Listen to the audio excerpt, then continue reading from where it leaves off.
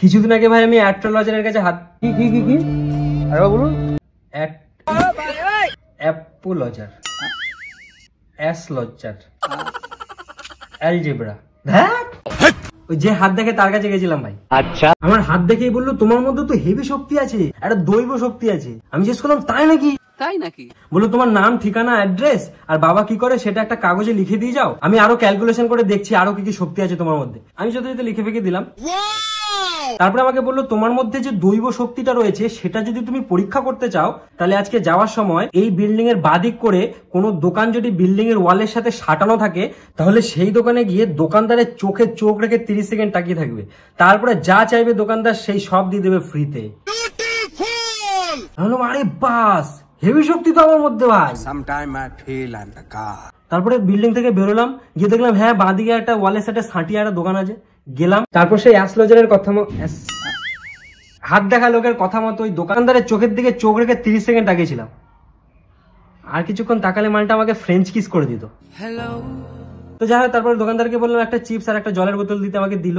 যখনই কত হয়েছে জানতে যাব তার আগে ওই দোকানদারের চোখে চোখ রেখে আমি মনে মনে বললাম ভাই টাকা যেন না চায়, টাকা যেন না চায়। তারপর দাদাকে জিজ্ঞেস করলাম কত হয়েছে দাদা, বললো যাও টাকা দিতে হবে না। আরে জিও গুরু, দৈব শক্তি। कभी कभी लगता है कि आप उन्हीं भगवान है। তো যাই হোক ভাই, পরের দিন আমি অ্যাস্ট্রোলজারের এই যে হাত দেখে তার কাছে গেলাম। সে আমাকে বললো তুমি যদি দৈব শক্তিটা বাড়াতে চাও তাহলে আরো কিছু জিনিস করতে হবে তোমাকে। আমি বললাম কি করতে হবে? বললো প্রত্যেকদিন রাতে ঘুমোতে যাওয়ার আগে যখন গেট বন্ধ করবে তার আগে তোমাকে স্নান করতে হবে। স্নান করে গেটটা যখন বন্ধ করতে যাবে তখন চাবিটা তোমাকে বাঁ হাত দিয়ে ধরতে হবে। তালা দেওয়ার পরে সবসময় খেয়াল রাখবে চাবিটা যেন গেটের ডান দিকে রাখা হয়, আর এটাও খেয়াল রাখবে যে চাবিটা যেন গেট আর ফ্লোর দুটোর সাথেই অ্যাটাচ থাকে। আমি যথারীতি প্রথম দিন সেটা করলাম, করেই পরের দিন আমি সেই দোকানে গেলাম। এইবার আমি দোকানদারের কাছে চাইলাম 2টো চিপস 2টো জল। হ্যাঁ ভাই, আমাকে ফ্রিতে দিয়ে দিল। আমার শক্তি বাড়ছিল ভাই। এই কথাটা বলার জন্য আমি অ্যাস্ট্রোলজার যে হাত দেখে তার অফিসে গেলাম, দেখলাম লেখা আছে 2 দিনের জন্য অফিস বন্ধ থাকবে, কোথাও একটা গেছিল হয়তো। আচ্ছা, তো যাই হোক সেদিন রাতের বেলা আমি চাবিটা সেইভাবে রাখলাম। পরের দিন ঘুম থেকে উঠে দেখলাম ভাই আলমারি খোলা, কিচ্ছু নেই, টিভিও নেই, বলেন কি ওয়াশরুমের বালতিগুলো পর্যন্ত নিয়ে গেছে। সোজা চলে গেলাম সেই দোকানটায়, দোকানটা দেখলাম বন্ধ। আশেপাশের লোকজনকে জিজ্ঞেস করলাম দোকানটা বন্ধ কেন দাদা? একজন বললো এই দোকানদার নাকি 15 দিনের জন্য ভাড়া নিয়েছিল, এখন চলে গেছে।